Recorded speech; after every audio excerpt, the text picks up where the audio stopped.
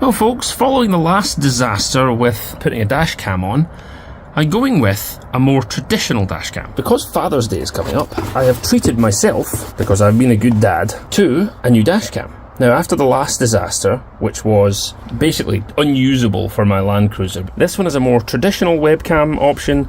It's got 2K footage, it's got night vision, it's got an app, it's got GPS built in, which is a must for me. This is the ARPHA A12. Now they do several versions of this.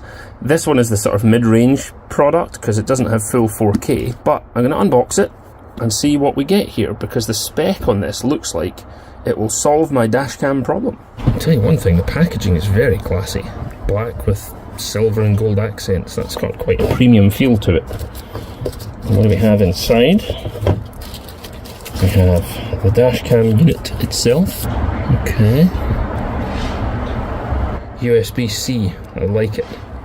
I've come to severely dislike anything that doesn't have USB-C these days, so that's excellent. Sticky pad there. It doesn't say if it's a 3M, it's an unbranded pad, but we'll see how we get on with it. Wi-Fi button. I wonder if that's a WPS button to make syncing easier. I'll read the instructions for that one. Doesn't come with an SD card, I think. Let's find out. Got some little cable fasteners.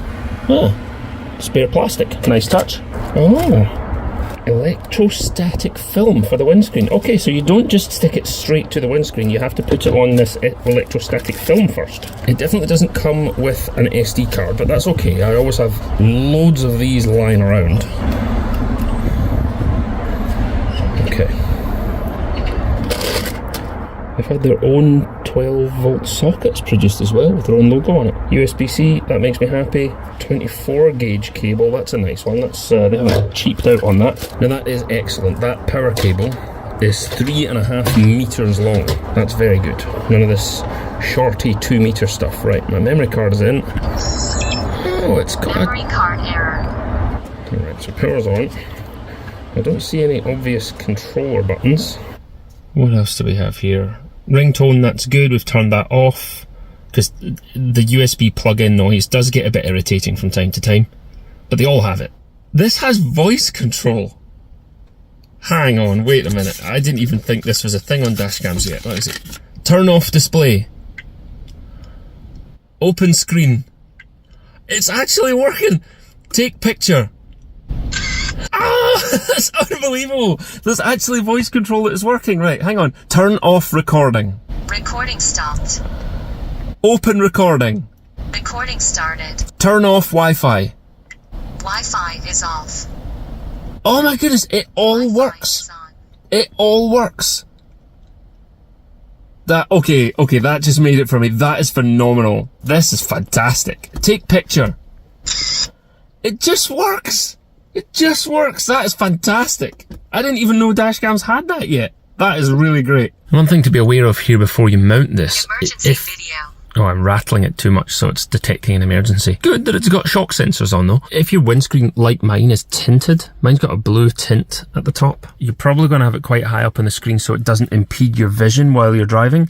The trade-off is that all of your footage will be slightly blue tinted, but that's not the camera's fault. Here's a small thing that I appreciate that you might not think of. This is just a regular USB cable that I've plugged in here, but ARPHA have provided a right-angled connector, which means that it's about half the length.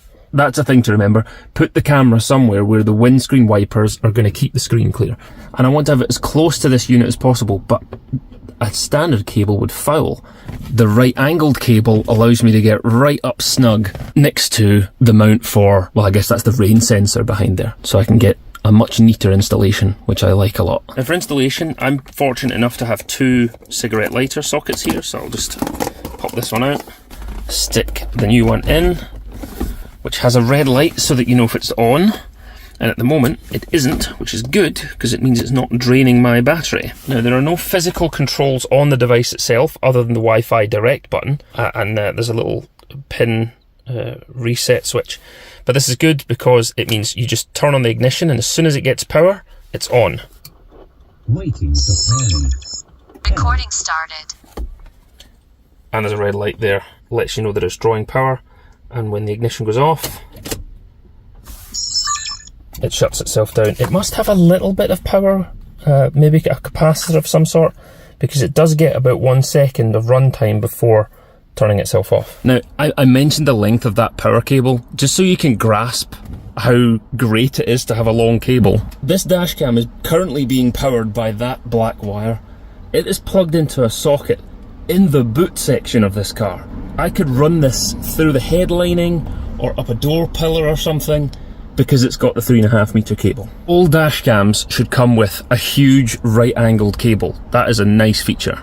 A small thing for me to point out, it is drawing such a small amount of wattage, it isn't even registering as a power draw. Like if I turn on something like the fridge, it tells me what the wattage is that the fridge is using. But the dash cam is using such a small amount of power, it knows that it's turned on, that it can't even register the amount of power that's in use. So that's good too, very low power. Let us begin with scanning the app. QR code in the manual there. Might be nice if there was one in the box somewhere. That would be helpful. ARPHA Vision, download that. I'm going to connect to this A12 dash cam here. Enter password. Password is 1, 2, 3, 4, 5, 6, 7, and 8. It is a bit of a downside that you cannot change that Wi-Fi password. Wi-Fi is connected. Oh, okay. Wi-Fi is connected, the camera says. Memory card error.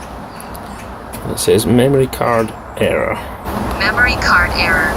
Format SD card, that's what I'm looking for. No TF card. I was able to sort out my SD card formatting by going to sdcard.org and downloading their formatter. Once I'd formatted it, no further problems with the memory card. Right, let's take this on a bit of a drive.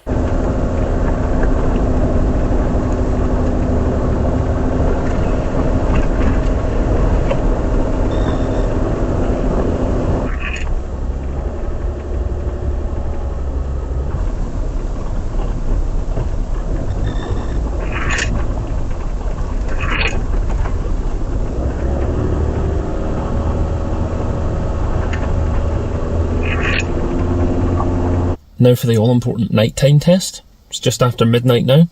My wife thinks I'm nuts, and I'm going to do a lap around the block here and check some of the footage with the night vision mode, as it's called. It does look brighter on the screen here than it does in front of me. The colour tone is slightly different. It looks more orange on the screen than it does in reality, but it's doing a good job of recording in low light conditions. Can I test it in complete blackout conditions? No street lights here at all, and I don't have the best headlights, but that's quite impressive for night visibility, because I'm driving a 23-year-old car here, so the headlights aren't the best. With side lights, it's as dark as the naked eye. Not much of a night vision there.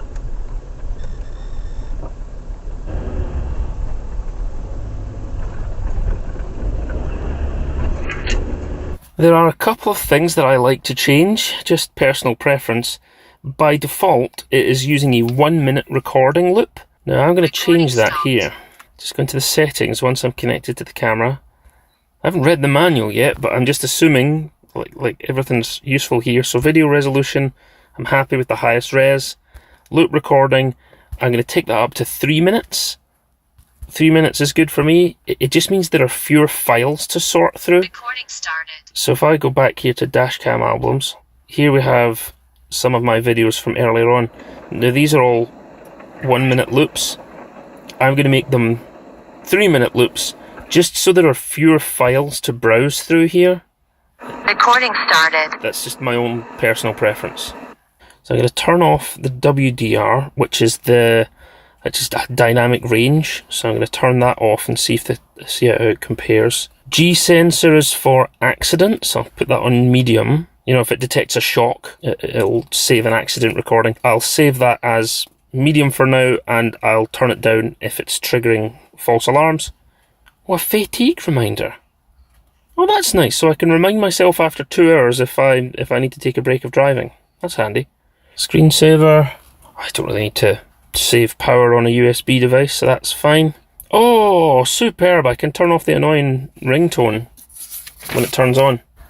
Right, let's see what the recording looks like without the wide dynamic range. Here we have a recording without the dynamic range, and that is with the wide dynamic range. So it looks like it keeps everything a bit brighter. I like that. If I want to save one of these... Right, great, I can just hit download. Is it still working in the background? No, it failed. Okay, that's a thing. You do need to keep the app open. Let me try again. If I switch app, come back, download failed. Okay, so I need to keep it in the foreground.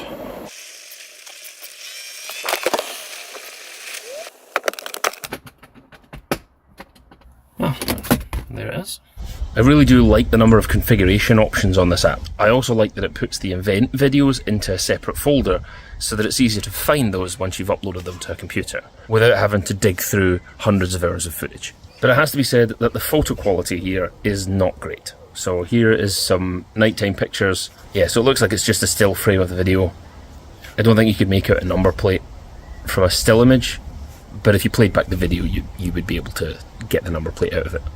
Now, because it is Father's Day coming up, ARPHA have now emailed me to offer a discount code to any of our viewers. So if you do want to pick one of these up, it would actually make a really good Father's Day gift. So I'm going to fit this now into the Land Cruiser. I'm going to get another one for the Golf, and then I'm going to do some testing on the really cheap one that I've bought too. In summary, I'm very impressed with this. For the price point, it's difficult to beat, and you can get a discount if you check out the description below, assuming that I have updated it in time. So thank you for watching. Let me know in the comments if you have any thoughts or questions, and I'll catch you in another video. Thanks everyone. Bye.